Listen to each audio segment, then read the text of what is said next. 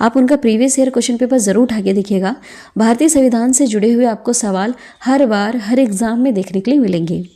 ये वीडियो काफ़ी ज़्यादा इंपॉर्टेंट है, हम यहाँ पर 1 लाइनर में कवर करने वाले हैं, तो बहुत ही कम समय में ये टॉपिक आपका आज कवर हो जाएगा।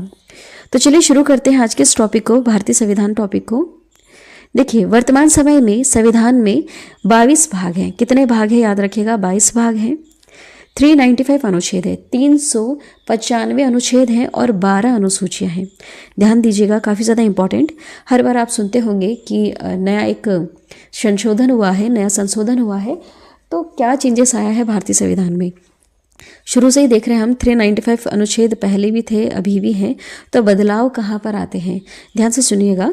जब भी अनुच्छेद एक नया जोड़ा जाता है, तो मान लीजिए एक नया अनुच्छेद जोड़ रहे हैं अभी, तो इस तरह से जुड़ेगा।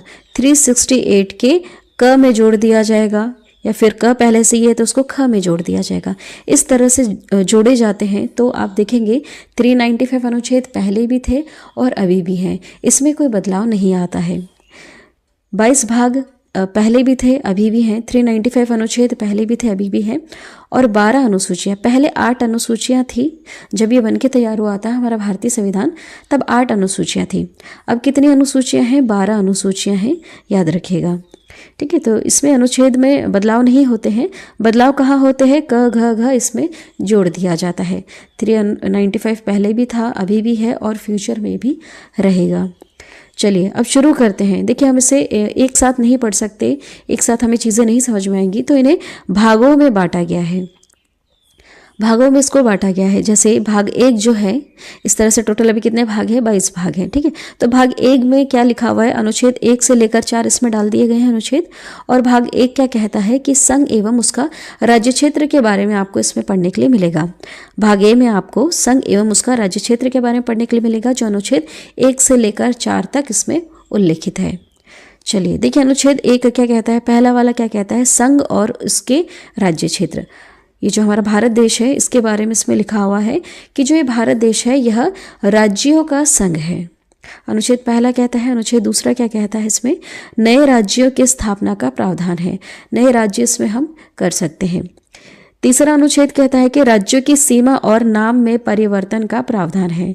आपने देखा होगा कि राज्य सीमा, जैसे बहुत सारे राज्य हैं जो एक दूसरे से टूटकर बने हैं। जैसे तेलंगाना पहले नहीं था, ये आंध्र प्रदेश से अलग होकर बना है, तो हो सकता है ऐसे सीमा में बदलाव किया जा सकता है और नाम में परिवर्तन, नाम भी इनके राज्यों के बदल सकते हैं। अनुच्छेद जो चौथा है, यह क्या कहता है, पहली और चौथी अनुसूची। देखिए, अनुसूचियाँ अलग हैं। जैसे कि अभी मैंने आपको बताया 12 अनुसूचियाँ, मैं आपको वैसे भारतीय संविधान पूरा पढ़ा चुकी हूँ। 12 अनुसूचियाँ जो हैं, सब में कुछ ना कुछ लिखा है। प्रथम सूची जो अनुसूची है उसमें कुछ और लिखा है, जो द्वितीय अनुसूची है उसमें कुछ और लिखा है, तृतीय, चौथी, पांचवी, छठी, इस तरह से जितनी भी अनुसूचियाँ हैं उसमें कुछ ना कुछ लिखा हुआ है। ठीक है, तो अगर आप चाहें डिटेल में और पढ़ना, तो वैसे मैंने भारतीय संविधान की एक अलग से प्लेलिस्ट बना रखी है, वहाँ पर हमने अनुसूचियाँ कवर कर रखी हैं। तो देखिए, इसमें क्या लिखा हुआ है, अनुच्छेद 4 क्या कहता है कि पहली और जो चौथी अनुसूची है, इसके संशोधन तथा अनुपूरक विषयों पर उपबंध करने के लिए अनुच्छेद 2 और 3 के अधीन विधियां। ठीक है, यह लिखा हुआ है। ये इतना ज़्यादा इंपॉर्टेंट नहीं है, जो बहुत ही ज़्यादा इंपॉर्टेंट है उन्हें आप ज़रूर ध्यान दीजिएगा। क्वेश्चंस यहीं से ही एग्जाम में आते हैं। बहुत सारे अनुच्छेद हैं, इसमें से गिने चुने ही ऐसे कुछ हैं जो बार बार रिपीट होते हैं और उन पर ही हम आज ज़्यादा जोर देने वाले हैं। नेक्स्ट देखिएगा, भाग दूसरा क्या कहता है, इसमें नागरिकता का प्रावधान है, जो अनुच्छेद 5 से लेकर 11 इसमें है। ठीक है, समझ में आ रहा है आपको इसका मतलब। जो भाग दूसरा है, इसमें नागरिकता के बारे में लिखा हुआ है, अनुच्छेद 5 से लेकर 11। देखिए, अनुच्छेद 5वां क्या कहता है, संविधान की शुरुआत में नागरिकता का प्रावधान है। अनुच्छेद 6 कहता है, पाकिस्तान से भारत आने वाले व्यक्तियों की नागरिकता के बारे में प्रावधान है कि जो व्यक्ति है, कोई भी व्यक्ति है पाकिस्तान से जो भारत आया है, वो कितने समय तक भारत में रहेगा, जब जाकर उसको भारत की नागरिकता मिलेगी। ये सारी चीज़ें आपको अनुच्छेद 6 में देखने के लिए मिलेगी। अनुच्छेद 7 क्या कहता है, भारत से पाकिस्तान जाने वाले नागरिकता का प्रावधान है। ये जो अनुच्छेद 6 और जो 7 है ना, ये एक्चुअली उस समय के हिसाब से देखकर लिखा गया था जब भारत और पाकिस्तान के बीच में बंटवारा हुआ था। उस सिचुएशन को देखकर यहाँ पर लिखा गया था कि जो भारत का निवासी है उसे हम इंडियन की नागरिकता कैसे दें, या फिर जो पाकिस्तान जा चुका है, पाकिस्तान से जो भारत में आया उसको हम नागरिकता कैसे दें कि भारत का है। इस तरह से यहाँ पर कुछ बहस छिड़ी थी, तो अनुच्छेद 6 और 7 यहाँ पर लिखा गया था, उस सिचुएशन के हिसाब से लिखा गया था। देखिए अनुच्छेद 8 क्या कहता है, भारत के बाहर रहने वाले प्रवासियों के नागरिक के अधिकार के बारे में। अनुच्छेद 9 क्या कहता है, विदेशी नागरिकता लेने पर भारत की नागरिकता से वंचित का प्रावधान है। अगर दूसरे देश की नागरिकता ले लेता है तो क्या भारत की रहेगी या नहीं रहेगी, या फिर भारत देश के जो बाहर रह रहे हैं, प्रवासी हैं, मतलब मजदूरी वगैरह के लिए बाहर जाते हैं या फिर जॉब वगैरह जो भी कर रहे हैं, उनके बारे में, उनकी नागरिकता के बारे में अनुच्छेद 8 में लिखा हुआ है। अनुच्छेद 10 क्या कहता है, नागरिकता के अधिकार बने रहने के लिए, कि कब तक वो भारत देश का नागरिक बना रहेगा, क्या ऐसा होना चाहिए, उसमें क्या विशेष होना चाहिए। ठीक है, अगर मान लीजिए कि टेररिस्ट वगैरह बन चुका है तो इस तरह से नागरिकता ऐसे लोगों को नहीं मिलेगी, है ना। इस तरह के कुछ प्रावधान यहाँ पर लिखे हुए हैं। अनुच्छेद 11 क्या कहता है, संसद द्वारा नागरिकता अधिकार कानूनों का विनियम का प्रावधान है। इसमें संसद द्वारा नागरिकता अधिकार कानूनों का यहाँ पर प्रावधान आपको देखने के लिए मिलेगा अनुच्छेद 11 में। भाग 3 यहाँ पर आपको मौलिक अधिकार के बारे में पढ़ने के लिए मिलेगा, अनुच्छेद 12 से लेकर 35, 12 से लेकर 35 के बीच में। देखिए अनुच्छेद 12 क्या कहता है, राज्य की परिभाषा, राज्य की परिभाषा। अनुच्छेद 13 कहता है मौलिक अधिकारों पर नियंत्रण करने की विधियां। क्वेश्चन अगर एग्जाम में पूछा जाए राज्य की परिभाषा कौन से अनुच्छेद में है, तो अनुच्छेद 12 में है। देखिए मौलिक अधिकार को भी हम यहाँ पर अगर आप ध्यान से देखेंगे तो इसे भी हमने छः में बांट रखा है, जैसे समानता का अधिकार, और अभी आप आगे देखेंगे स्वतंत्रता का अधिकार। इस तरह से हमने इसको छः पार्ट्स में बांट रखा है ताकि पढ़ने में आसानी हो। तो देखिए समानता का अधिकार आपको अनुच्छेद 14 से लेकर 18 में पढ़ने के लिए मिलेगा। अनुच्छेद 14 क्या कहता है, कानून के समक्ष समानता, सब कानून के सामने सेम है। ठीक है।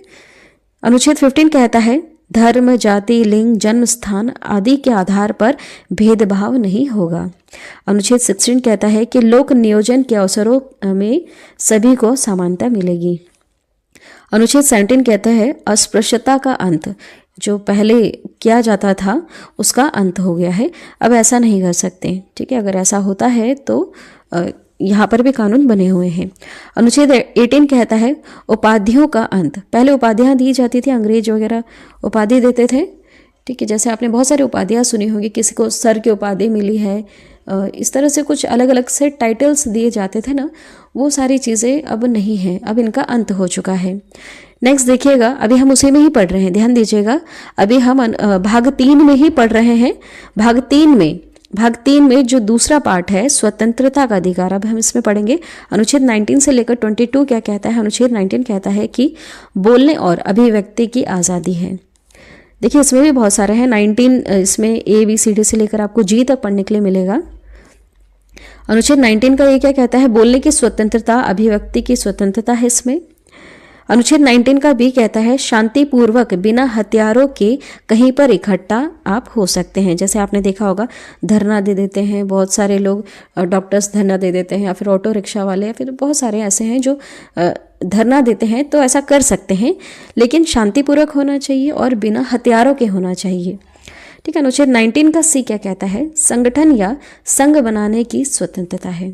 ठीक है, आप संगठन बना सकते हैं, आप संघ बना सकते हैं, बहुत सारे आपने ग्रुप्स वगैरह देखे होंगे जिनके अलग अलग से नाम हैं, तो ऐसा बना सकते हैं। ठीक है, लेकिन देश विरोधी नहीं होना चाहिए। देखिए अनुच्छेद 19 का D क्या कहता है, देश के किसी भी भाग में आने जाने की स्वतंत्रता है। ठीक है, आप देश के किसी भी हिस्से में आ जा सकते हैं, कोई रोक टोक नहीं है। अनुच्छेद 19 का E क्या कहता है, देश के किसी भी क्षेत्र में रहने की आपको स्वतंत्रता है। ठीक है, आप किसी भी राज्य में जाकर वहाँ पर बस सकते हैं। अनुच्छेद 19 का G क्या कहता है, देखिए जो इंपॉर्टेंट है हम वही पढ़ रहे हैं, यहाँ पर आप देख सकते हैं कुछ यहाँ पर मिस भी है, तो जो बहुत ही ज़्यादा इंपॉर्टेंट है उसे हम कवर करते जाएंगे। देश के किसी भी हिस्से में व्यापार करने की स्वतंत्रता है, अनुच्छेद 19 का G कह रहा है। ठीक है, अनुच्छेद 20 क्या कहता है, देखिए अपराधों के दोष सिद्धि के संबंध में यहाँ पर संरक्षण है। अनुच्छेद 21 कहता है प्राण और दैहिक स्वतंत्रता का अधिकार, जीने का अधिकार है। अनुच्छेद 21 का A कहता है शिक्षा का अधिकार है। ये 86वां संविधान संशोधन के तहत ये जोड़ा गया है। जैसा अभी मैंने आपको बताया था कि देखेंगे आप अनुच्छेद 21 तो पहले से ही था, बाद में इसमें 21 का ए जोड़ दिया गया। ये संविधान संशोधन के तहत जोड़ा गया है। संशोधन करना मतलब कुछ ना कुछ बदलाव करना। जैसे कि आप देख रहे होंगे कि बहुत सारे बदलाव आ रहे हैं, बहुत सारे अलग अलग युग देखने के लिए मिल रहे हैं, तो उसके हिसाब से बदलाव भी ज़रूरी है। तो बदलाव के हिसाब से जो भी चेंजेस आते हैं, जो भी संशोधन वगैरह आते हैं, उसे हम कहाँ जोड़ते हैं, किसी में भी ए या बी करके जोड़ दिया जाता है। अगर ए बी पहले से ही है तो सी डी करके जोड़ दिया जाएगा। इस तरह से यहाँ पे जोड़ा जाता है। देखिए अनुच्छेद 22 क्या कहता है, कुछ दशा में गिरफ्तारी के संरक्षण, गिरफ्तारी से संरक्षण है, इसके बारे में कुछ प्रावधान है यहाँ पर। अब देखिए इसी में आगे हम पढ़ रहे हैं शोषण के विरुद्ध अधिकार। अब यहाँ पर भी कुछ अधिकार हैं इससे रिलेटेड, जैसे अनुच्छेद 23 से 24 में क्या कहता है। अनुच्छेद 23 कहता है कि मानव के साथ दुर्व्यवहार और बलात्कार पर प्रतिषेध। ये क्या है, इसका अर्थ हुआ मतलब छोटे बच्चों से काम नहीं करा सकते।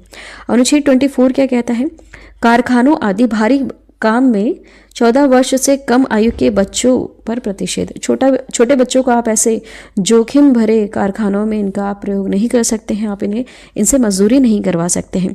ठीक है, वैसे आप गांव में देख ही रहे होंगे छोटे छोटे बच्चे हैं जो मजदूरी वगैरह फिर भी कर रहे हैं खेत में, तो ऐसे काम नहीं है कि वहाँ पर उनकी जान को जोखिम हो। छोटी मोटी जो भी मजदूरी करते हैं वहाँ पर तो फिर भी चल जाएगा, लेकिन जो ऐसे कारखाने जहाँ पर जोखिम हो सकता है जान का, वहाँ पर 14 ईयर से भी छोटे बच्चों का प्रवेश या फिर वहाँ पर उनको मजदूर के तौर पर यूज़ नहीं कर सकते। नेक्स्ट है धार्मिक स्वतंत्रता का अधिकार। अब देखेंगे आप मौलिक अधिकार के अंदर ही हम यहाँ पर पढ़ रहे हैं आगे, धार्मिक स्वतंत्रता का अधिकार। अनुच्छेद 25 से लेकर 28 में क्या लिखा हुआ है। अनुच्छेद 25 कहता है अतःकरण और किसी भी धर्म को मानने और प्रचार करने की स्वतंत्रता है। ठीक है, आप किसी भी धर्म को एक्सेप्ट कर सकते हैं, किसी भी धर्म का आप प्रचार कर सकते हैं। अनुच्छेद 26 कहता है धार्मिक कार्यों के प्रबंध की स्वतंत्रता है। ठीक है, स्वतंत्रता है इसकी। देखा होगा आपने कि बहुत सारे धर्म गुरु हैं जो प्रचार वगैरह करते हैं। ठीक है, कथावाचक हैं बहुत सारे जो कहीं पर भी किसी भी राज्य में जाकर टेंट वेंट लगाते हैं और वहाँ पर कथा करते हैं। तो ऐसे धार्मिक कार्यों को आप कर सकते हैं, इसकी स्वतंत्रता है। अनुच्छेद 27 कहता है किसी विशिष्ट धर्म की अभिवृत्ति के लिए कर टैक्स संबंधित स्वतंत्रता है। अनुच्छेद 28 कहता है सरकारी शिक्षण संस्थानों में धार्मिक शिक्षा नहीं दी जाएगी तथा धर्म विशेष के कार्यक्रम में शामिल होने के लिए बाध्य नहीं है। ठीक है, जो भी सरकारी शिक्षण संस्थान हैं, जैसे स्कूल वगैरह की यहाँ पर बात हो रही है, वहाँ पर धार्मिक शिक्षा नहीं दी जाएगी। कोई भी संस्थान वगैरह है वहाँ पर धार्मिक शिक्षा नहीं दी जाएगी, कोई धर्म से लेकर कोई विशेष कार्यक्रम नहीं किया जाएगा और किसी को वहाँ पर आने के लिए आप बाध्य भी नहीं कर सकते हैं। लेकिन आपको स्वतंत्रता है, आप कहीं बाहर जाकर करिए, लेकिन सरकारी शिक्षण संस्थानों में आप यह कार्य नहीं करेंगे। ठीक है, अब आगे देखिएगा संस्कृति और शिक्षा संबंधी अधिकार। अनुच्छेद 29 से 30 में लिखा हुआ है। अनुच्छेद 29 कहता है अल्पसंख्यक वर्ग को अपनी भाषा, लिपि और संस्कृति को संरक्षित करने का इनको अधिकार है। अनुच्छेद 30 कहता है अल्पसंख्यक वर्ग को शैक्षणिक संस्थान संचालित करने के अधिकार हैं। ठीक है, तो जैसा आपने देखा होगा मदरसा या फिर जो भी दूसरी स्कूलें जो रहती हैं बौद्ध से रिलेटेड या फिर क्रिश्चियन धर्म से रिलेटेड, जो भी स्कूल इनकी अलग से ही जो होती हैं, स्पेशल जो स्कूल होती है, ये वहाँ पर पढ़ा सकते हैं, क्योंकि इनको इनकी भाषा, लिपि और संस्कृति को संरक्षित करने का इनको अधिकार है। तो इस तरह से अपने अलग से विशेष स्कूल खोल सकते हैं जहाँ पर ये इन सारी चीज़ों को बनाए रखें। ठीक है, नेक्स्ट देखिएगा संवैधानिक उपचारों का अधिकार। अनुच्छेद 32 क्या कहता है। यहाँ पर संवैधानिक उपचारों का अधिकार है, जैसे अनुच्छेद 32 कहता है रिट संबंधित प्रावधान है। ये बहुत ही ज़्यादा मैंने डिटेल में आप लोगों को समझाया था, बहुत ही स्पेशल अनुच्छेद है यह। अनुच्छेद 32 काफ़ी ज़्यादा इम्पॉर्टेंट है। ये जो अनुच्छेद 32 है ये सर्वोच्च न्यायालय से रिलेटेड है। ठीक है, आप चाहो तो डिटेल में पढ़ सकते हैं, प्लेलिस्ट बनी हुई अलग से। नेक्स्ट देखिएगा अनुच्छेद 33 क्या कहता है मौलिक अधिकारों को लागू करने में संसद की शक्ति। नेक्स्ट अनुच्छेद 34 कहता है सैन्य क्षेत्र या कानून के समय मौलिक अधिकारों पर प्रतिबंध संबंधित प्रावधान है। इसमें सैन्य क्षेत्र या कानून के समय मतलब मान लीजिए किसी क्षेत्र में सैन्य क्षेत्र है अभी वहाँ पर अभी किसी तरह का कोई कानून वगैरह है, तो जो भी आपको मौलिक अधिकार मिले हैं इस पर थोड़े समय के लिए प्रतिबंध लगाया जा सकता है। नेक्स्ट है अनुच्छेद 35, मौलिक अधिकार लागू करने संबंधित प्रावधान इसमें आपको देखने के लिए मिलेंगे। नेक्स्ट है भाग 4, नीति निर्देशक तत्व, अनुच्छेद 36 से लेकर 56 तक इसमें लिखा हुआ है। अनुच्छेद 36 कहता है, इसमें राज्य की परिभाषा दे रखी है। अनुच्छेद 37 कहता है नीति निर्देशक तत्व न्यायालय में वाद योग्य नहीं माना जाएगा। अनुच्छेद 38 कहता है राज्य लोक कल्याण की वृद्धि में व्यवस्था करेगा। अनुच्छेद 39 कहता है समान कार्य के लिए समान वेतन का प्रावधान, समान न्याय और निःशुल्क विधि सहायता। अनुच्छेद 40 ग्राम पंचायतों के गठन का इसमें प्रावधान है। अनुच्छेद 41 कहता है कुछ परिस्थितियों में सभी नागरिकों को काम, शिक्षा और लोक सहायता पाने का अधिकार होगा। अनुच्छेद 42 कहता है न्याय संगत और मानव उचित दशाओं तथा प्रसूति सहायता का प्रावधान है इसमें। अनुच्छेद 43 कहता है मजदूरी और कुटीर उद्योगों को प्रोत्साहन मिलेगा। अनुच्छेद 44 कहता है समान नागरिक संहिता समान नागरिक संहिता यूसीसी लागू करने का इसमें प्रावधान है। अनुच्छेद 44 में है समान नागरिक संहिता लागू करने का प्रावधान, याद रखिएगा, इंपॉर्टेंट है। अनुच्छेद 45 कहता है बच्चों को मुफ्त और अनिवार्य शिक्षा का जिम्मेदारी राज्य की होगी। अनुच्छेद 46 कहता है अनुसूचित जाति, जनजाति और अन्य वर्गों के शिक्षा और अर्थ संबंधी हितों का इसमें प्रावधान है। अनुच्छेद 47 कहता है पोषण और जीवन स्तर के लिए लोक स्वास्थ्य में सुधार का कर्तव्य। अनुच्छेद 48 कहता है कृषि और पशुपालन संबंधी इसमें संबंधित प्रावधान है। बहुत ज़्यादा डिटेल में है, वैसे जितने भी अनुच्छेद अभी हम पढ़ रहे हैं ना यहाँ पर, वैसे तो हम एक एक लाइन में पढ़ रहे हैं, लेकिन जब इसे हम डिटेल में पढ़ते हैं तो इसके पीछे बहुत सारी चीज़ें होती हैं पढ़ने के लिए। देखिए अनुच्छेद 48 का ए क्या कहता है, पर्यावरण और वन्य जीवों का इसमें संरक्षण है। ठीक है, पर्यावरण से रिलेटेड आपने कुछ कानून देखे होंगे, पेड़ वगैरह नहीं काट सकते। वन्य जीव से रिलेटेड कुछ ऐसे जानवर हैं जिनका आप शिकार वगैरह नहीं कर सकते, बहुत सारे कानून बने हुए इनसे रिलेटेड। तो इनके संरक्षण से जुड़ी हुई जो प्रावधान वगैरह हैं वो सब आपको अनुच्छेद 48 के ए में देखने के लिए मिलेंगे। अनुच्छेद 49 क्या कहता है, महत्वपूर्ण स्थानों और वस्तुओं का संरक्षण। महत्वपूर्ण स्थान और वस्तु जैसे जो भी पहले बना दी गई चीज़ें हैं, जैसे ताजमहल हो गया, मान लीजिए कुतुब मीनार हो गया, जो चीज़ें हैं, ये जो महत्वपूर्ण स्थान है, वस्तु है, इनका संरक्षण, इनके बारे में भी प्रावधान लिखा हुआ अनुच्छेद 49 में। इन्हें कोई भी आम व्यक्ति हानि नहीं पहुंचा सकता है। अनुच्छेद 50 क्या कहता है, कार्यपालिका और न्यायपालिका के कार्य का विभाजन है। इसमें कार्यपालिका और न्यायपालिका दोनों में क्या डिफरेंस है, ये चीज़ें मैंने आप लोगों को बहुत ही ज़्यादा डिटेल में समझाई हैं। दोनों में बहुत ही बड़ा डिफरेंस है। देखिए जो एक एक वर्ड आ रहे हैं ना, प्लीज़ आपसे रिक्वेस्ट है पहले आप इनको डिटेल में समझें, उसके बाद ही आपको भारतीय संविधान समझ में आने वाला है, क्योंकि यहाँ पर ऐसे बहुत सारे वर्ड हैं जिन्हें समझना मुश्किल है। तो मैंने बहुत ही ज़्यादा डिटेल में और बहुत ही ज़्यादा सारी चीज़ें आपको नीट एंड क्लीन वे में समझाई है। प्लेलिस्ट में आप ज़रूर जाके देखें, भारतीय संविधान समझना बहुत ही आसान हो जाएगा। नेक्स्ट है अनुच्छेद 51, अंतर्राष्ट्रीय शांति और सुरक्षा संबंधित प्रावधान इसमें आपको देखने के लिए मिलेंगे। अब देखिए भाग 4 का ए, देखिए भाग 4 अभी हमने पढ़ा था, भाग 4 भी है और भाग 4 का ए भी इसमें है। भाग 4 के ए क्या कहता है, मौलिक कर्तव्य। इसमें मौलिक कर्तव्य से जुड़ी चीज़ें लिखी हैं जो अनुच्छेद 51 के ए में डाली गई हैं। अनुच्छेद 51 का ए क्या कहता है, 11 मौलिक कर्तव्यों का इसमें प्रावधान है। 11 ऐसे मौलिक कर्तव्य हैं जिसका हमें पालन करना चाहिए। जैसे हमें हमारे भारतीय संविधान, जो हमारा भारतीय संविधान है उसकी हमें रिस्पेक्ट करनी चाहिए, उसका पालन करना चाहिए। हमारे भारत देश का जो राष्ट्र ध्वज है, राष्ट्रगान है, उसका हमें आदर सम्मान करना चाहिए। स्वतंत्रता के लिए हमारे भारत देश के जितने भी क्रांतिकारी वीर रहे हैं, जिन्होंने बलिदान दिया है, उनकी हमें रिस्पेक्ट करना चाहिए। हमारे भारत देश की जो एकता है, अखंडता है, इसको बनाए रखना है, देश की हमें रक्षा करना है। भारत देश के जितने भी लोग हैं, हमें इनकी भावना का सम्मान करना चाहिए। इस तरह से यहाँ पर आप देखेंगे 11 मौलिक कर्तव्य हैं, उसका प्रावधान दे रखा है। ठीक है, चलिए भाग 5 क्या कहता है? भाग 5 में यहाँ पर आपको संघ से रिलेटेड बातें देखने के लिए मिलेंगी। संघ से जुड़े हुए कुछ प्रावधान हैं अनुच्छेद 52 से लेकर 151 तक। आप देख सकते हैं 52 से लेकर 151 तक, है ना। देखिए अनुच्छेद 52 क्या कहता है? अनुच्छेद 52 कहता है भारत के राष्ट्रपति का इसमें उल्लेख है। काफ़ी ज़्यादा इंपॉर्टेंट क्वेश्चन अगर एग्जाम में आए कि भारत देश के जो राष्ट्रपति हैं उस पद से रिलेटेड आपको उल्लेख कहाँ देखने के लिए मिलता है, कौन से अनुच्छेद में देखने के लिए मिलता है? तो अनुच्छेद 52 में। भाग अगर पूछा जाए तो भाग 5 में। अनुच्छेद 53 कहता है संघ की कार्यपालिका संबंधित शक्तियां राष्ट्रपति में निहित होगी। अनुच्छेद 54 कहता है राष्ट्रपति के निर्वाचन मंडल। अनुच्छेद 55 में क्या प्रावधान है? राष्ट्रपति के निर्वाचन संबंधित पद्धति। अनुच्छेद 56 कहता है राष्ट्रपति के कार्यकाल का इसमें उल्लेख है। अनुच्छेद 57 में क्या लिखा हुआ है? राष्ट्रपति के पुनर्निर्वाचन की पात्रता। नेक्स्ट देखिएगा अनुच्छेद 58 क्या कहता है? राष्ट्रपति बनने के लिए योग्यताएं, क्या क्या योग्यताएं होनी चाहिए उनमें। अनुच्छेद 59 कहता है राष्ट्रपति पद के लिए कुछ शर्तें। अनुच्छेद 60 कहता है राष्ट्रपति द्वारा शपथ का इसमें उल्लेख है।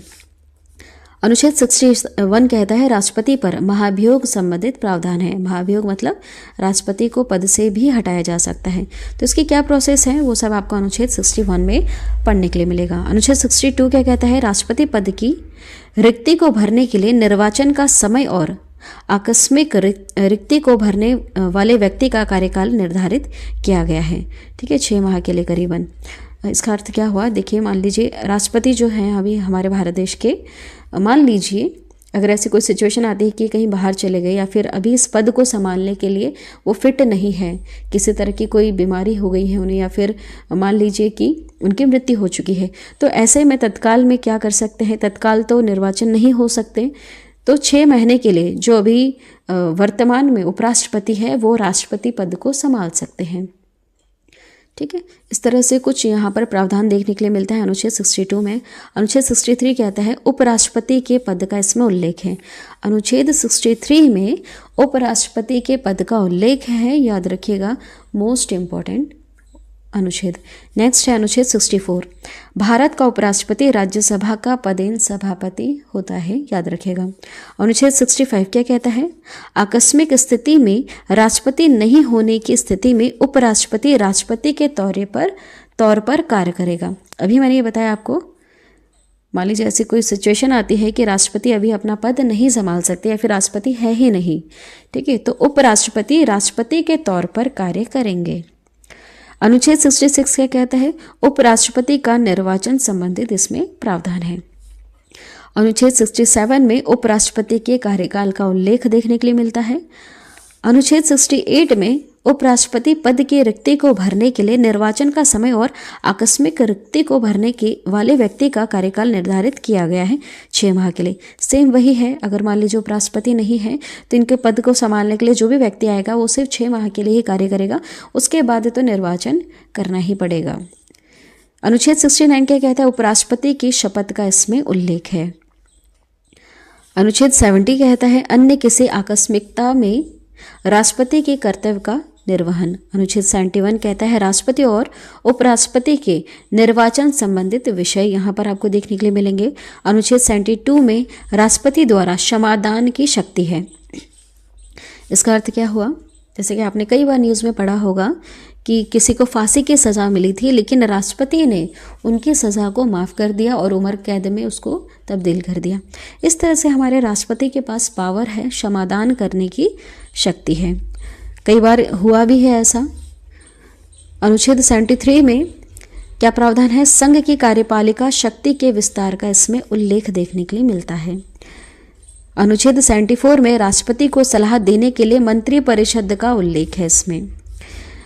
अनुच्छेद 75 में मंत्रियों से संबंधित अन्य उपबंध हैं। अनुच्छेद 76 में भारत के महान्यायवादी का उल्लेख देखने के लिए मिलता है।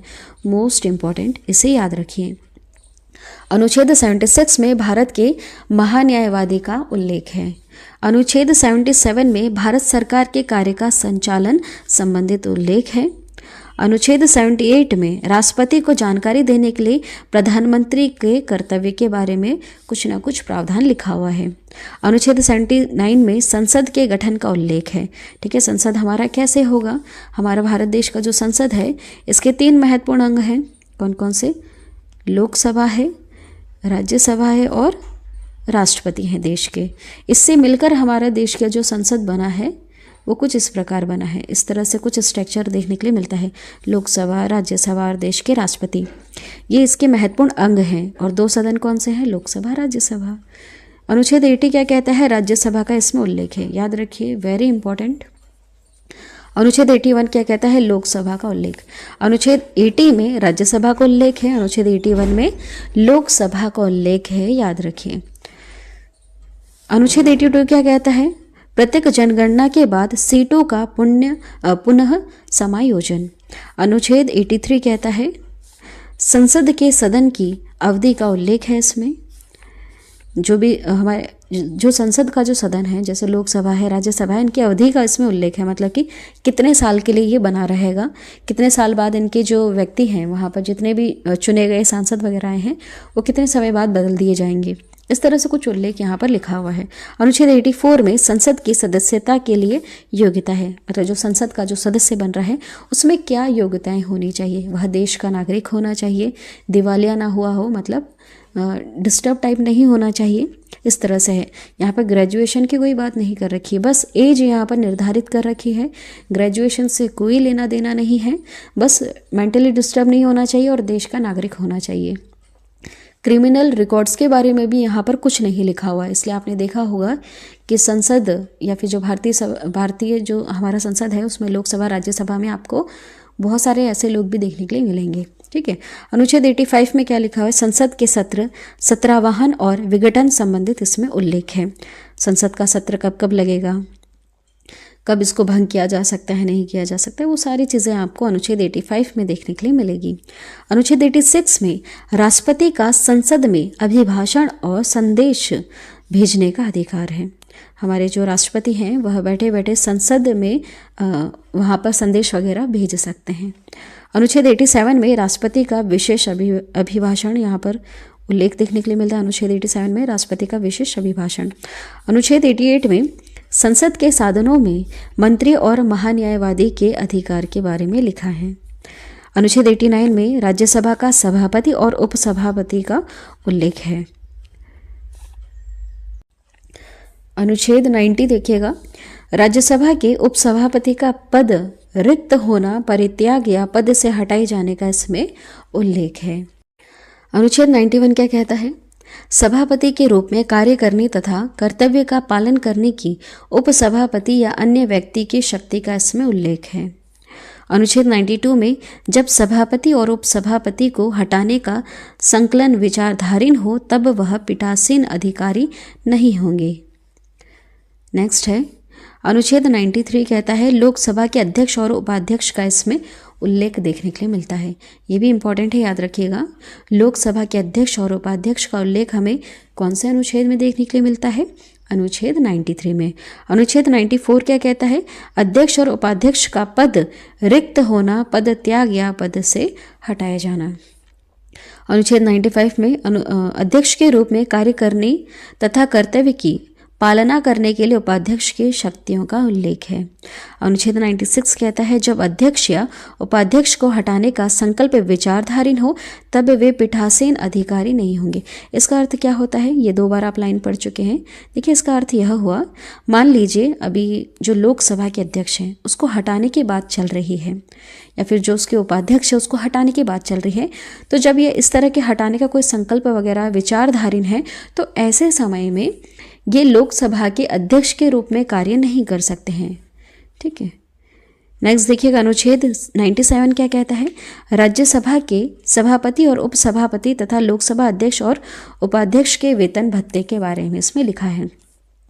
कितना वेतन मिलेगा, कब कब वेतन बढ़ेगा और भत्ते मतलब जो भी फैसिलिटीज़ वगैरह मिलती हैं, जो भी घर वगैरह इनको मिलते हैं, जो भी एक्स्ट्रा फैसिलिटीज़ वगैरह मिलती हैं, वो सारी चीज़ें यहाँ पर उल्लेखित हैं। यहाँ पर आपको इनका प्रावधान या वर्णन देखने के लिए मिलेगा। अनुच्छेद 98 क्या कहता है?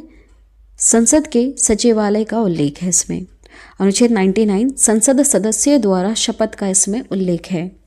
जो भी संसद के सदस्य होते हैं सबको शपथ भी दिलाई जाती है। कौन किसे शपथ दिलाता है, इस सब का उल्लेख देखने के लिए मिलता है अनुच्छेद 99 में। नेक्स्ट देखिएगा अनुच्छेद 100 क्या कहता है। संसद सदनों में मतदान रिक्तियों के होते हुए भी सदनों की कार्य करने की शक्ति और गणपूर्ति। अनुच्छेद 101 कहता है संसद में स्थानों का रिक्त होना। बहुत सारी सीटें होती हैं जो खाली ही होती हैं। अनुच्छेद 102 क्या कहता है, संसद सदस्यता के लिए योग्यताएं। संसद का सदस्य बनने के लिए क्या क्या योग्यताएं होनी चाहिए, इसके बारे में प्रावधान है, उल्लेख है अनुच्छेद 102 में। अनुच्छेद 105 क्या कहता है, संसद के सदन की तथा उनके सदस्यों की समितियों की शक्ति और विशेष अधिकार। अनुच्छेद 106 कहता है सदस्यों के वेतन और भत्ते। जो भी इसके सदस्य वगैरह हैं उसको कौन कौन क्या क्या भत्ते मिलने चाहिए और कितनी इनकी सैलरी वगैरह होनी चाहिए, उसके बारे में प्रावधान है। अनुच्छेद 108 क्या कहता है, कुछ दशकों में दोनों सदनों की संयुक्त बैठक भी बुलाई जाती है। लोकसभा राज्यसभा दोनों की संयुक्त बैठक भी होती है। अनुच्छेद 109 कहता है धन विधेयक के संबंध में विशेष प्रक्रिया। अनुच्छेद 110 में धन विधेयक की परिभाषा दी गई है। अनुच्छेद 111 में विधेयकों पर अनुमति। इसका अर्थ क्या हुआ, देखिए विधेयक क्या है। जैसे आपको पता है कानून जब भी बनेगा तो पहले उसको लोकसभा राज्यसभा से पास कराना पड़ेगा, उसके बाद हमारे राष्ट्रपति जी की मोहर लगेगी, तभी कोई विधेयक कानून का रूप लेती है। इस तरह से यहाँ पर कुछ प्रावधान लिखे हुए हैं। अनुच्छेद 112 में वार्षिक वित्तीय विवरण बजट का उल्लेख है। अनुच्छेद 113 में क्या लिखा हुआ है, अनुच्छेद 113 कहता है संसद में प्राक्कलन के संबंध में प्रक्रिया। अनुच्छेद 114 में विनियोग विधेयक। अनुच्छेद 120 में संसद में प्रयोग की जाने वाली भाषा का भी यहाँ पर उल्लेख है अनुच्छेद 120 में। अनुच्छेद 122 में न्यायालयों द्वारा संसद की कार्यवाही की जांच न किया जाना। नेक्स्ट अनुच्छेद 123 कहता है राष्ट्रपति के अध्यादेश जारी करने की शक्ति है। अनुच्छेद 124 में सर्वोच्च न्यायालय की स्थापना और गठन का यहाँ पर उल्लेख मिलता है। ये भी काफ़ी ज़्यादा इंपॉर्टेंट है, याद रखिएगा। सर्वोच्च न्यायालय के स्थापना और गठन का उल्लेख कहाँ मिलता है, अनुच्छेद 124 में। अनुच्छेद 125 में न्यायाधीशों के वेतन संबंधित प्रावधान है। नेक्स्ट देखिएगा अनुच्छेद 126 में कार्यकारी मुख्य न्यायमूर्ति की नियुक्ति। यहाँ पर मुख्य न्यायाधीश की नियुक्ति के बारे में प्रावधान है। अनुच्छेद 127 में तथार्थ न्यायमूर्तियों की नियुक्ति का प्रावधान है। जो अन्य न्यायमूर्ति होते हैं, एक मुख्य न्यायाधीश है और बाकी अन्य हैं, उनकी नियुक्ति का भी प्रावधान है। अनुच्छेद 128 में उच्चतम की बैठक में सेवानिवृत्त न्यायाधीशों की उपस्थिति का प्रावधान है। अनुच्छेद 129 में देखिए क्या लिखा हुआ है, उच्चतम न्यायालय अभिलेख न्यायालय के रूप में होने का प्रावधान है। अनुच्छेद 130 में उच्चतम न्यायालय के आरंभिक अधिकारिकता के बारे में लिखा हुआ है। अनुच्छेद 137 में निर्णय एवं आदेशों का उच्चतम न्यायालय द्वारा पुनर्विलोकन का यहाँ पर प्रावधान है। अनुच्छेद 143 देखिएगा, उच्चतम न्यायालय से परामर्श करने की राष्ट्रपति की शक्ति। उच्चतम न्यायालय से परामर्श करने की राष्ट्रपति को शक्ति है। राष्ट्रपति चाहे तो सर्वोच्च न्यायालय से कुछ ना कुछ वहाँ पर विचार मशवरा कर सकते हैं। अनुच्छेद 144 में सिविल एवं न्यायिक पदाधिकारी द्वारा उच्चतम न्यायालय की सहायता में कार्य किया जाना, इस तरह से कुछ प्रावधान है। अनुच्छेद 148 में भारत के नियंत्रक महालेखा परीक्षक का उल्लेख देखने के लिए मिलता है। अनुच्छेद 149 में नियंत्रक महालेखा परीक्षक के कर्तव्य और शक्तियों का उल्लेख है। अनुच्छेद 150 में संघ के और राज्यों के लेखाओं का प्रारूप है।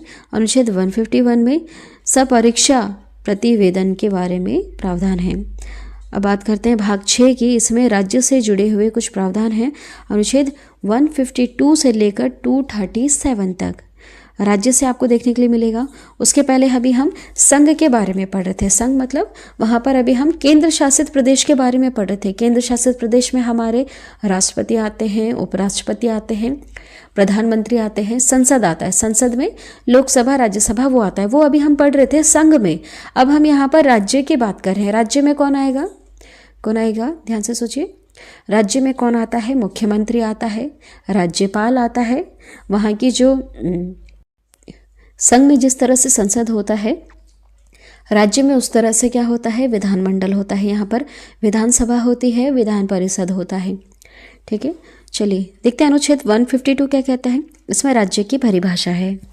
अनुच्छेद 153 में राज्यपाल का उल्लेख मिलता है। अनुच्छेद 154 में राज्य की कार्यपालिका शक्ति राज्यपाल में निहित होगी। जो भी चीज़ें अभी हमने वहाँ पर पढ़ी थी संघ में, वही सारी चीज़ें अभी आप राज्य में पढ़ोगे। लेकिन यहाँ पर आप अगर बहुत ही ज़्यादा ध्यान से देखें तो देखिए, संघ में हम वहाँ पर राष्ट्रपति के बारे में पढ़ रहे थे। अब यहाँ पर राज्य में हम राष्ट्रपति के जगह राज्यपाल के बारे में पढ़ेंगे। ठीक उसी तरह से हमने संघ में वहाँ पर प्रधानमंत्री के बारे में पढ़ा था, और राज्य में हम यहाँ पर किसके बारे में पढ़ेंगे, मुख्यमंत्री के बारे में पढ़ेंगे। ठीक है, आई होप ये क्लियर हो रहा होगा।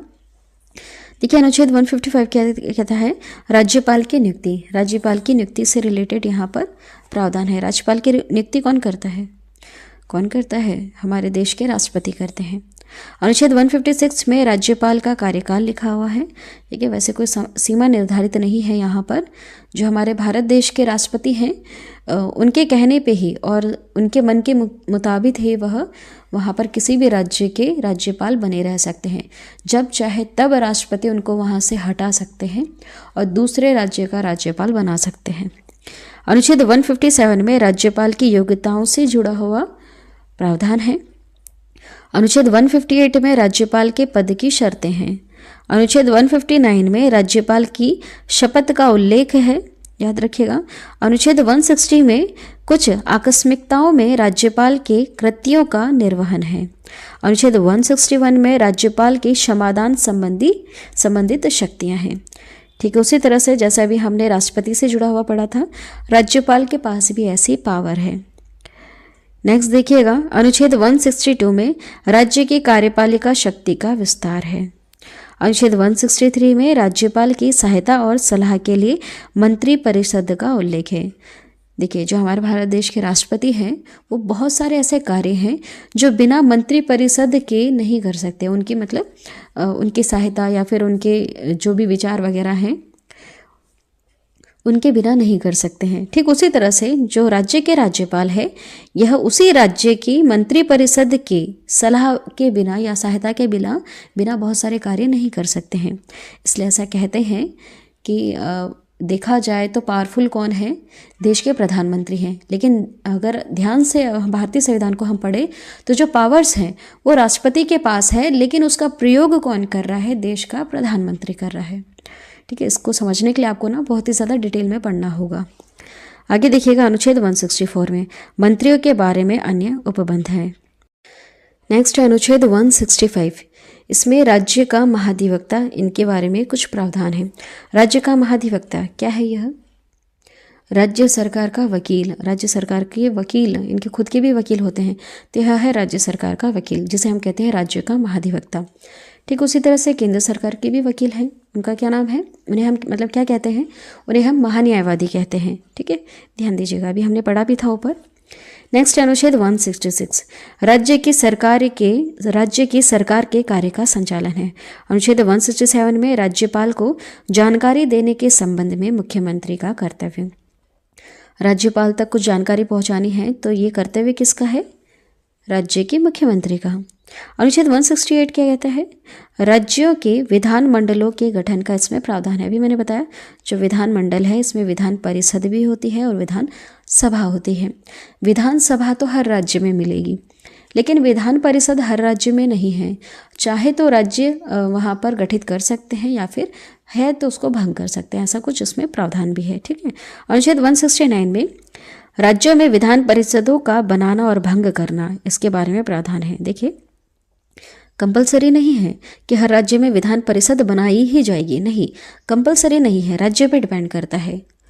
अगर आपके पास ज़्यादा पैसे हैं, आप सैलरी दे सकते हैं, तो आप विधान परिषद बनाइए, वहाँ पर पार्षद वगैरह आएंगे, ठीक है, उनको सैलरी वगैरह दीजिए। और अगर नहीं है आप में इतनी टेंडेंसी, तो चाहो तो आप इसको भंग कर सकते हैं। अगर पहले से है तो उसको भंग कर दीजिए, या फिर नहीं है तो उसको आप बना दीजिए, ठीक है। इस तरह से प्रावधान है, लेकिन विधानसभा बनाना कंपलसरी है, विधान परिषद के लिए तो चॉइस है।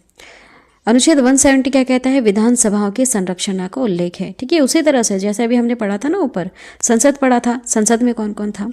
लोकसभा, राज्यसभा और राष्ट्रपति। ठीक उसी तरह से विधानमंडल में भी विधान परिषद भी है, विधानसभा भी है, और एक और कौन है? राज्यपाल है, ठीक है।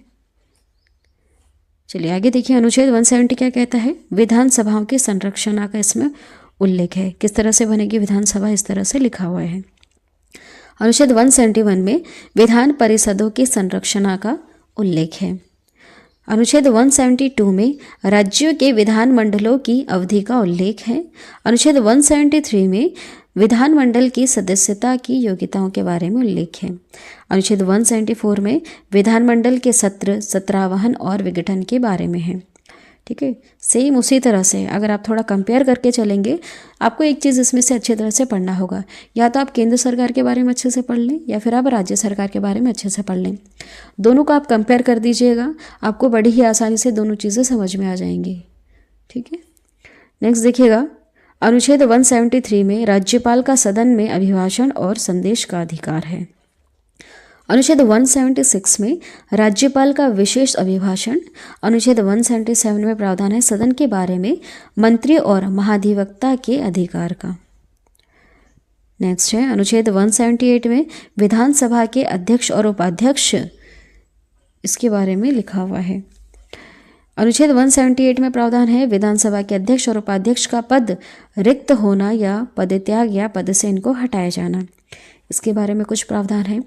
अनुच्छेद 180 में विधानसभा उपाध्यक्ष के अध्यक्ष के तौर पर कार्य करने की शक्तियां हैं।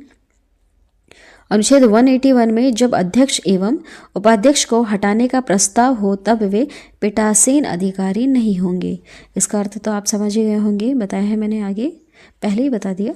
नेक्स्ट अनुच्छेद 182 क्या कहता है? विधान परिषद का सभापति और उपसभापति। अनुच्छेद 183 विधान परिषद सभापति और उपसभापति का पद रिक्त होना, पदत्याग या पद से हटाया जाना। जो विधान परिषद का सभापति है और उपसभापति है, इनके पद से जुड़ी हुई कुछ यहाँ पर प्रावधान है।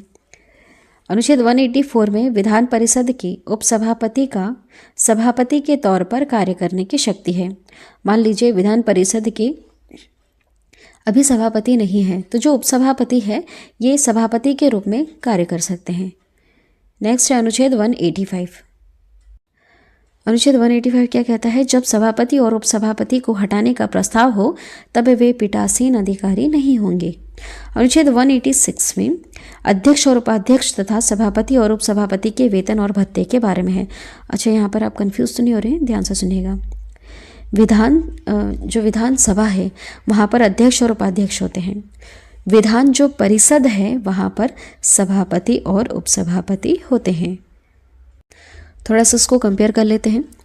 जैसे जो लोकसभा है वहाँ पर अध्यक्ष और उपाध्यक्ष होते हैं, कहाँ पर? लोकसभा में।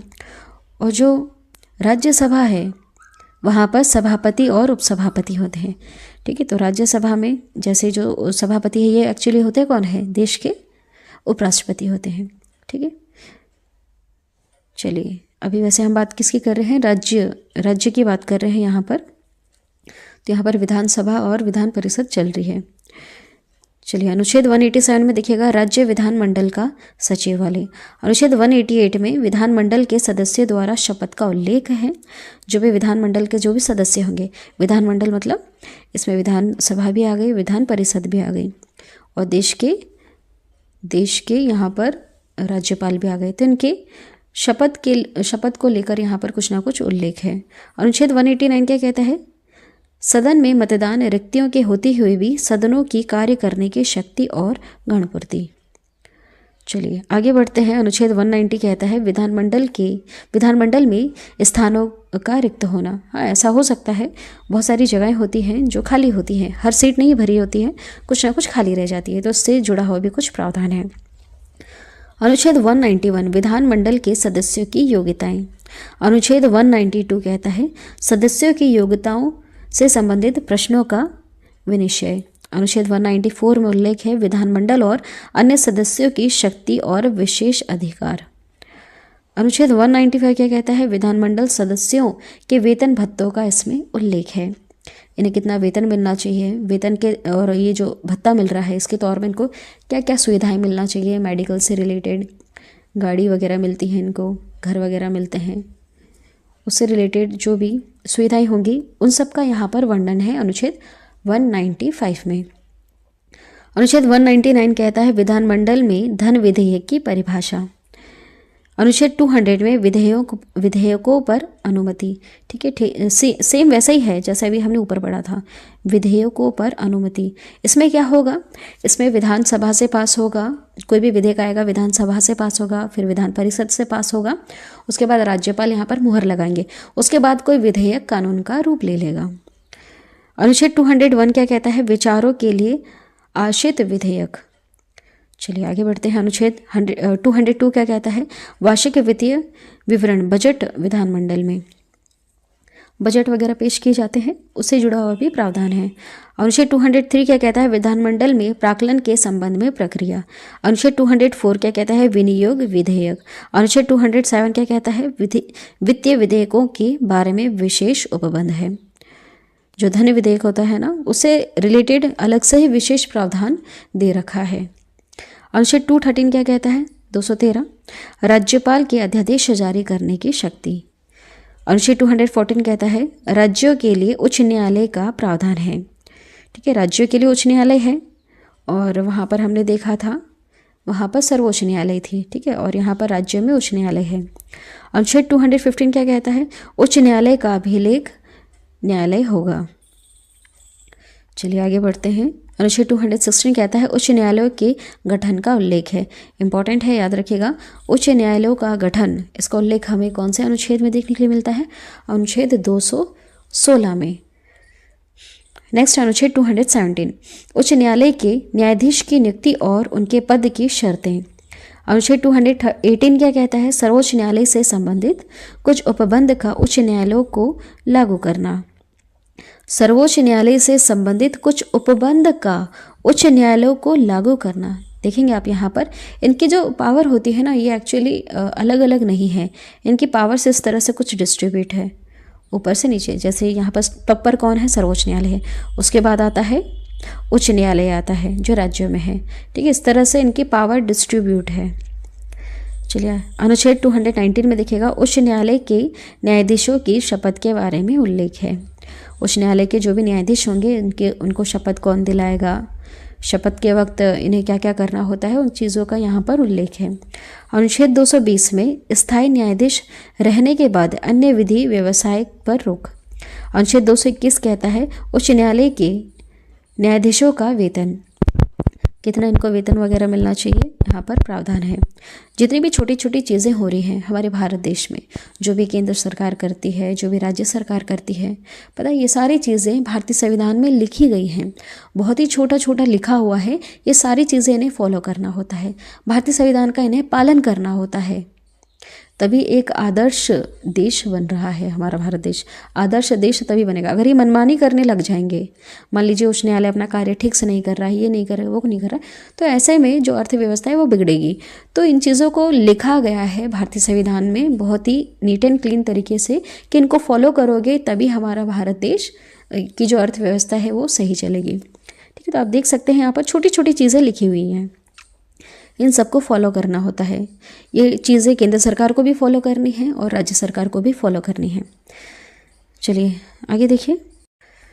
नेक्स्ट देखिएगा अनुच्छेद 222 कहता है न्यायाधीश का अन्य उच्च न्यायालय में भेजना। किसी भी न्यायाधीश को किसी भी अन्य उच्च न्यायालय में भेजा जा सकता है। अनुच्छेद 223 कहता है कार्यकारी मुख्य न्यायाधीश की नियुक्ति होगी। अनुच्छेद 224 कहता है अपर और कार्यकारी न्यायाधीशों की नियुक्ति। अनुच्छेद 225 उच्च न्यायालयों की आधिकारिकता के बारे में प्रावधान करता है। अनुच्छेद 226 में उच्च न्यायालय द्वारा रिट जारी करना। अनुच्छेद 227 में सभी न्यायालयों के अधीक्षण की उच्च न्यायालय की शक्ति, इसके बारे में प्रावधान है। अनुच्छेद 228 में कुछ मामलों में उच्च न्यायालय का अंतःकरण का उल्लेख है। नेक्स्ट देखिएगा, अनुच्छेद 230 कहता है उच्च न्यायालय की आधिकारिकता का संघ राज्य क्षेत्रों पर विस्तार। इसका अर्थ क्या हुआ? देखिए, वर्तमान में कितने उच्च न्यायालय हैं? 25 हैं, लेकिन राज्य इससे तो कहीं ज़्यादा है, केंद्र शासित प्रदेश भी इससे कहीं ज़्यादा है। तो कैसे होगी सुनवाई, किस तरह से होगी? तो देखिए, जो भी उच्च न्यायालय हैं इनके अंडर में बहुत सारे राज्य आते हैं, इनके अंडर में बहुत सारे राज्य मिलकर भी आते हैं। तो इस तरह से यहाँ पर लिखा हुआ है कि उच्च न्यायालय की आधिकारिकता का संघ राज्य क्षेत्रों का विस्तार। ठीक है, तो इसमें राज्य बढ़ाए भी जा सकते हैं, घटाए भी जा सकते हैं। मतलब कि एक उच्च न्यायालय के अंडर में बहुत सारे राज्यों से सुनवाई हो सकती है, ऐसा अनुच्छेद 230 कहता है, यहाँ पर प्रावधान है। अनुच्छेद 231 क्या कहता है?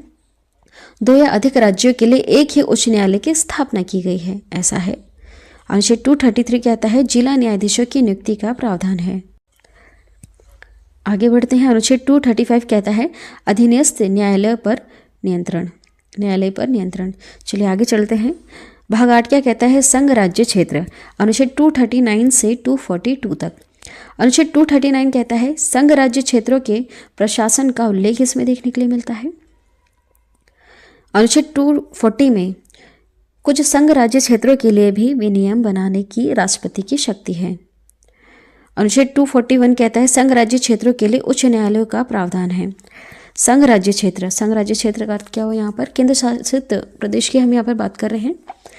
यहाँ पर लिखा हुआ है 240 में कुछ संघ राज्य क्षेत्रों के लिए विनियम बनाने की राष्ट्रपति की शक्ति है। ठीक है, चलिए आगे बढ़ते हैं। भाग 9 और 10 में क्या लिखा हुआ है?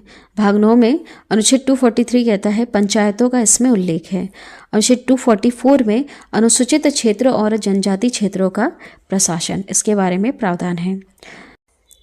भाग 11 में संघ और राज्य के बीच में संबंध है, अनुच्छेद 245 से 263 तक। देखिए, अनुच्छेद 245 क्या कहता है? संसद द्वारा राज्यों के विधान मंडलों द्वारा बनाई गई विधियों का विस्तार है। अनुच्छेद 248 में अवशिष्ट विधायी शक्तियों के बारे में प्रावधान है। अनुच्छेद 252 में 2 या अधिक राज्यों के लिए सहमति से विधि बनाने की संसद की शक्ति है। अनुच्छेद 254 में संसद द्वारा बनाई गई विधियों और राज्यों के विधानमंडल द्वारा बनाई गई विधियों में असंगति। नेक्स्ट है अनुच्छेद 256 राज्यों की और संघ की बाध्यता। अनुच्छेद 257 में कुछ दशाओं में राज्यों पर संघ का नियंत्रण। अनुच्छेद 262 में अंतर्राज्यीय नदियों के जल संबंधी विवादों का न्याय निर्वहन। अनुच्छेद 263 में अंतर्राज्यीय विकास परिषद के गठन का उल्लेख है। भाग 12 में क्या है? वित्तीय संपत्ति, संविदाएं और वाद। अनुच्छेद 264 से लेकर 300 के ए तक आपको देखने के लिए मिलेगा। देखिए, अनुच्छेद 266 क्या कहता है? भारत की संचित निधि का इसमें उल्लेख है। अनुच्छेद 267 में आकस्मिक निधि के बारे में उल्लेख है। ये एक्चुअली है क्या? देखिए, यहाँ पर पैसे से जुड़ी हुई वित्तीय संपत्ति, सुविधाएं और वाद से जुड़ा हुआ यहाँ पर प्रावधान है। जब भारत सरकार जब सैलरी बांटती है तो वो जो पैसा बांटेगी वो कौन सी निधि से बांटेगी, इस चीज़ का उल्लेख है।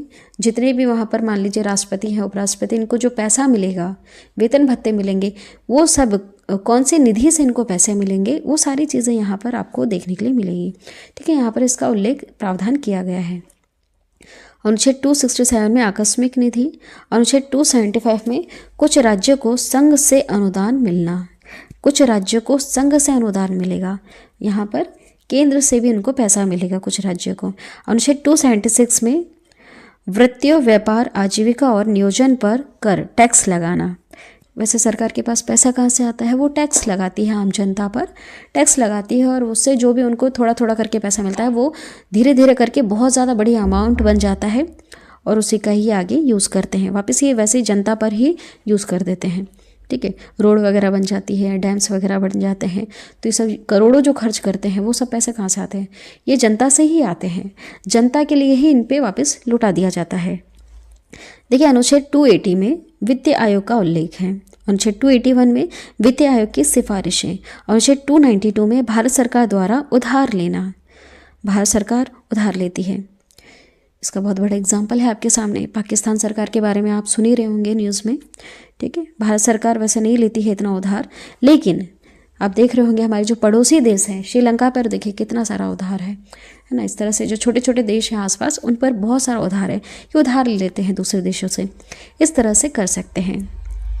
अनुच्छेद 293 में राज्य सरकार द्वारा उधार लेना, राज्य सरकार भी उधार ले सकती है। अनुच्छेद 298 में व्यापार करने के अधिकार हैं। अनुच्छेद 299 में संविदाएं। चलिए आगे देखिए 300A का अनुच्छेद क्या कहता है? अनुच्छेद 300A का संपत्ति का अधिकार है, संपत्ति का अधिकार है। चलिए भाग 13 और 14 में क्या लिखा हुआ है? अनुच्छेद 301 कहता है भारत देश में व्यापार, वाणिज्य और समागम की स्वतंत्रता है, आप देश में व्यापार कर सकते हैं। अनुच्छेद 309 क्या कहता है? संघ या राज्यों की सेवा करने वाले व्यक्तियों की भर्ती और सेवा की शर्तें। अनुच्छेद 312 में अखिल भारतीय सेवाओं का उल्लेख है, यहाँ पर कुछ गवर्नमेंट जॉब्स के बारे में लिखा हुआ है। अनुच्छेद 313 कहता है संक्रमणीकालीन उपबंध। अनुच्छेद 315 में संघ और राज्यों के लिए लोक सेवा आयोग का उल्लेख है। अनुच्छेद 316 में लोक सेवा आयोग के सदस्यों की नियुक्ति और अवधि के बारे में उल्लेख है। अनुच्छेद 323 के ए में प्रशासनिक कार्यों के लिए अधिकरण, इसके बारे में उल्लेख है। नेक्स्ट देखिएगा भाग 15, इसमें निर्वाचन से जुड़े हुए कुछ प्रावधान हैं। अनुच्छेद 324 से 329 तक यहाँ पर लिखा हुआ है। देखिए अनुच्छेद 324 क्या कहता है? चुनाव आयोग निर्वाचन के अधीक्षण, निर्देशन और नियंत्रण के लिए जिम्मेदार होगा। अनुच्छेद 326 में लोकसभा और विधानसभा के लिए निर्वाचन वयस्क मताधिकार के आधार पर होगा। अनुच्छेद 329 पर निर्वाचन संबंधी मामलों में न्यायालय के हस्तक्षेप का उल्लेख है। चलिए आगे देखते हैं भाग 16 क्या कहता है? कुछ वर्गों के लिए विशेष उपबंध है। अनुच्छेद 330 से 342। अनुच्छेद 330 कहता है लोकसभा में अनुसूचित जाति और जनजाति के लिए आरक्षण है। यहाँ पर जो भाग 16 है इसमें आपको आरक्षण से जुड़े हुए प्रावधान देखने के लिए मिलेंगे।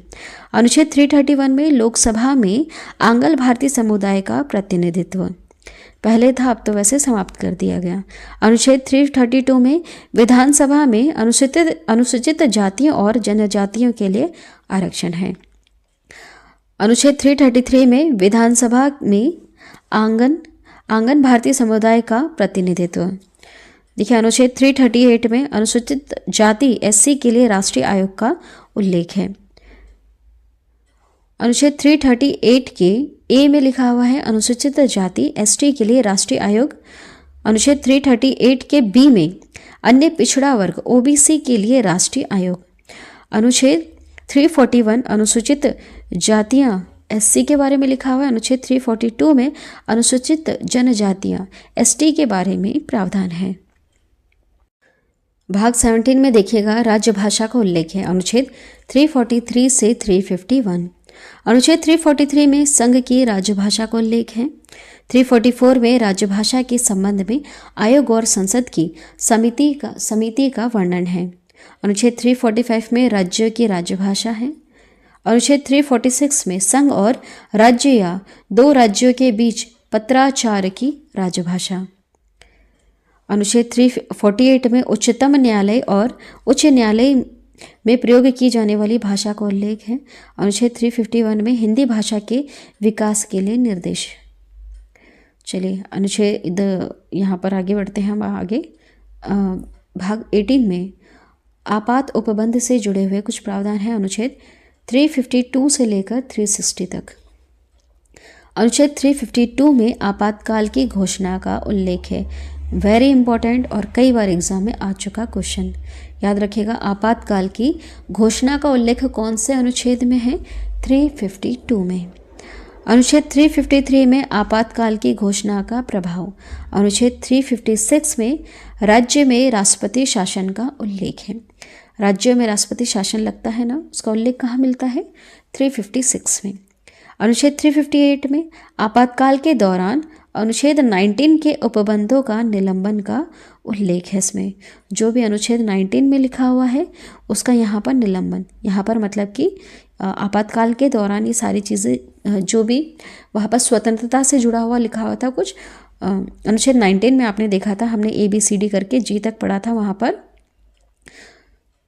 स्वतंत्रता और अभिव्यक्ति का उसमें उल्लेख था, तो यहाँ पर उसका निलंबन हो जाता है। यहाँ पर मतलब आपातकाल के दौरान ये चीज़ें ख़त्म हो जाती हैं, ऐसा लिखा हुआ है अनुच्छेद 358 में। देखिए अनुच्छेद 359 में आपातकाल के दौरान भाग 3 पर यहाँ पर निलंबन है। जो भाग 3 जो कह रहा है वो भी यहाँ पर समाप्त कर दिया जाता है। अनुच्छेद 359 के तहत आपातकाल लगेगा तब यहाँ पर भाग 3 समाप्त हो जाएगा, अनुच्छेद 19 समाप्त हो जाएगा। अनुच्छेद 360 में वित्तीय आपातकाल के बारे में उपबंध है। आगे देखिएगा भाग 19 में अनुच्छेद 361 से 367 तक लिखा हुआ है और भाग 20 में अनुच्छेद 368 में लिखा हुआ है। देखिए अनुच्छेद 361 क्या कहता है? राष्ट्रपति राज्यपाल और राजपूतों का संरक्षण। अनुच्छेद 364 में महापतन और विमान क्षेत्रों के बारे में विशेष उपबंध है। अनुच्छेद 368 में संविधान संशोधन का प्रावधान है। वेरी इंपॉर्टेंट, याद रखिएगा। भाग 20 के अनुच्छेद 368 में है संविधान संशोधन का प्रावधान, मतलब संविधान में बदलाव किया जा सकता है। चलिए लास्ट देखिएगा भाग 21 और भाग 22। भाग 21 में अनुच्छेद 369 से लेकर 392 तक लिखा हुआ है। भाग 22 में अनुच्छेद 393 से लेकर 395 तक लिखा हुआ है। चलिए आगे बढ़ते हैं। अनुच्छेद 369 देखिएगा, राज्य सूची के कुछ विषय के संबंध में संसद को कानून बनाने की शक्ति है। राज्य सूची के कुछ विषय के संबंध में संसद को कानून बनाने की शक्ति, ये क्या है? राज्य सूची कहाँ से आया यहाँ पर? ये एक्चुअली आपको अनुसूचियों में पढ़ने के लिए मिलेगा। राज्य सूची में क्या लिखा हुआ है ये आपको कहाँ पढ़ने के लिए मिलेगा? जो हमने 12 अनुसूचियाँ, अभी हमने बताया था आपको शुरू में कि कितनी अनुसूचियाँ हैं, 12 अनुसूचियाँ हैं, वहाँ पर आपको राज्य सूची के बारे में पढ़ने के लिए मिलेगा। आगे देखिएगा अनुच्छेद 370 जम्मू कश्मीर से संबंधित प्रावधान है। इसमें आपने पढ़ा होगा कि अनुच्छेद 370 का ए हटा दिया गया है, वो इससे रिलेटेड था। यहाँ पर जम्मू कश्मीर से संबंधित कुछ विशेष प्रावधान है। पूरा 370 नहीं हटा है, इसका ए हटा है, ठीक है, ध्यान से सुनिएगा। अनुच्छेद 371 में महाराष्ट्र और गुजरात के संबंध में विशेष उपबंध है। अनुच्छेद 376 में उच्च न्यायालय के न्यायाधीशों के बारे में उपबंध है। अनुच्छेद 377 में भारत के नियंत्रक महालेखा परीक्षक के बारे में उपबंध है। अनुच्छेद 378 में लोक सेवा आयोग के बारे में उपबंध है। अनुच्छेद 393 में संक्षिप्त नाम का वर्णन है और अनुच्छेद 395 में निरसन है। निरसन क्या है? जो लास्ट वाला अनुच्छेद अभी हमने देखा 395, इसमें निरसन लिखा हुआ है। इसका अर्थ क्या हुआ? एक्चुअली ये उस कानून से जुड़ा हुआ है। भारतीय स्वतंत्रता अधिनियम 1947 में जो कुछ कानून वगैरह थे उससे रिलेटेड यहाँ पर कुछ प्रावधान दे रखा है, ठीक है, जो बहुत ही ज़्यादा इम्पोर्टेंट था। उसे तो हमने आज के इस वीडियो में कवर कर लिया। लगभग जितने भी महत्वपूर्ण भारतीय संविधान के अनुच्छेद थे हमने सारे कवर कर लिए। आपको रिवीजन करने के लिए इसका PDF मिलेगा, डिस्क्रिप्शन में एक लिंक दिया रहेगा, वहाँ से आप इजीली डाउनलोड कर सकते हैं। आज की वीडियो आपको कैसी लगी कमेंट करके ज़रूर बताइएगा। जितनी भी मेहनत मैं इस वीडियो के पीछे कर सकती थी मैंने कर दी है। वैसे मैंने अभी आपको बहुत बार बताया है, एक और बार लास्ट में बता देती हूँ कि भारतीय संविधान से जुड़ी हुई हमने करीबन 88 वीडियोज़ बनाई हैं। बहुत सारी वीडियोस इसलिए बनी क्योंकि हमने एक एक टॉपिक को बहुत ही ज़्यादा डिटेल में समझाया और कंपेयर करके भी बहुत बार बताया। मुख्यमंत्री और प्रधानमंत्री में क्या कंपैरिजन है, राज्यपाल राष्ट्रपति में क्या उनके बीच में क्या डिफरेंस है और क्या हम कंपेयर करके उसमें बता सकते हैं, वो सारी चीज़ें मैंने आपको बताई हैं। इसलिए बहुत सारी वीडियोज़ बनी हैं भारतीय संविधान से जुड़ी हुई। आप प्लेलिस्ट में जाइए, जो भी आपको वीडियो सर्च करनी है, जिससे भी रिलेटेड आपको किसी भी तरह का कोई डाउट है, आप सारी चीज़ें आराम से क्लियर कर सकते हैं। आज के वीडियो में इतना ही। वीडियो पसंद आई है तो प्लीज़ चैनल को सब्सक्राइब करें, बेल नोटिफिकेशन आइकन पे ऑल प्रेस ज़रूर कर दें। आज की वीडियो में इतना ही। Thank you.